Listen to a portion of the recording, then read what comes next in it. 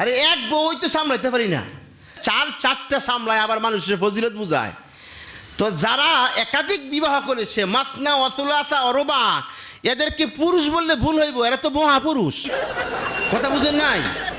হাদিসটা এমন ছিল, আল মারআতু ইদা সাল্লাত খামসাহা ওয়া সামাত শাহরাহা ওয়া আহসানাত ফারজাহা ওয়া আতাআত বালাহা ফালতাদখুলু মিন আইয়ি আবওয়াবিল জান্নাতি শাআত।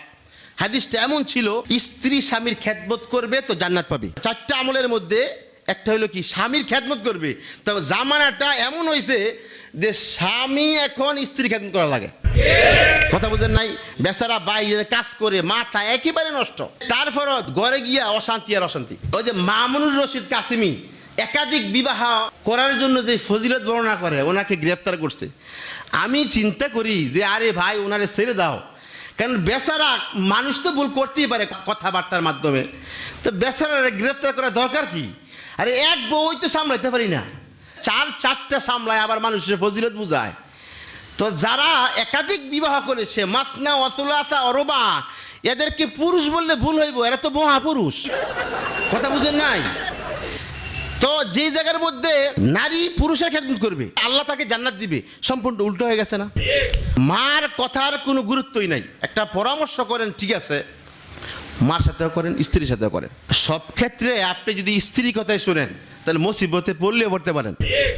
মাছ ধরে তাদেরকে কি বলে? জেলে। জাল্লা বলেন? জেলে। আচ্ছা ঠিক আছে। তো এক জেলে বলে একবার বিশাল এক মাছ ধরছে। সে চিন্তা করলো যে বাদশা খুব ভালো মানুষ, ন্যায়পরায়ণ, ইনসাফ ভিত্তিক তার কাজকর্ম। তো মাছটা নিয়ে আসছে হাদিয়া দেওয়ার জন্য। আচ্ছা, হাদিয়ার মধ্যে কি টাকা পয়সার মূল্যায়ন চলে? বলতেছে, বাদশাহ বড় একটা মাছ ধরছি, এটা আপনার জন্য নিয়ে আসছি, আমি খুশিতে নিয়ে আসছি। তো বাদশাহ কি করছে, খুশি হইয়া বাদশাহ 20,000 টাকা দিছে। স্ত্রী বলতেছে, তোমার সম্পদ এমনিতে নষ্ট হইব। তো বেচারায় মাছ দিছে 2,000 টাকা দিতে, তুমি 20,000 টাকা দিলা কেন?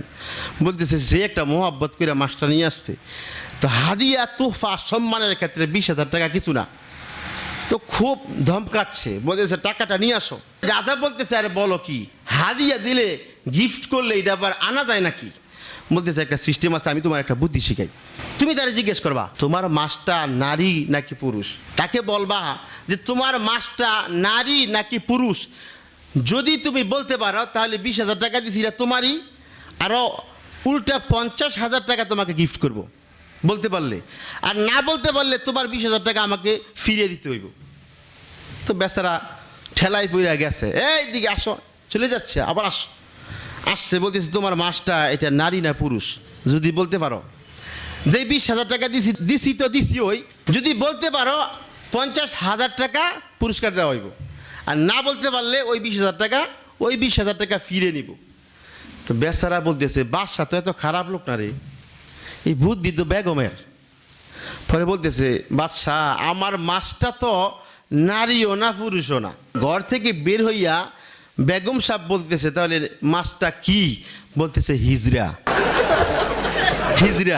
তাৎক্ষণিক বাদশা মুস্কি হাসি দিয়া বাদশার পকেট থেকে 50,000 টাকা বের করে বলতেছে, নাও, এখন 70,000 টাকা নিয়ে যায়। স্ত্রী বলতেছে, আরেকটা বুদ্ধি শিখাই, আমি তোমার আরেকটা বুদ্ধি শিখাই, এই 70,000 টাকা ফিরিয়ে আনতে পারবা। বলতেছে, মাফ চাই, তোর বুদ্ধিতে কাজ করলে আমি রাজার রাজ্য সব শেষ হয়ে যাইব।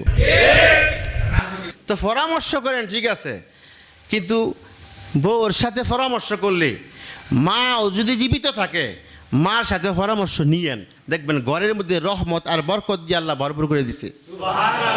আল্লাহ হালাকাতির রিজাল হিনা আতাউন নিসা, যদি খালি স্ত্রীকে এভাবেই প্রাধান্য দেন, দেখবেন কোনো না কোনো ক্ষেত্রে ঝামেলায় পড়ে গেছেন।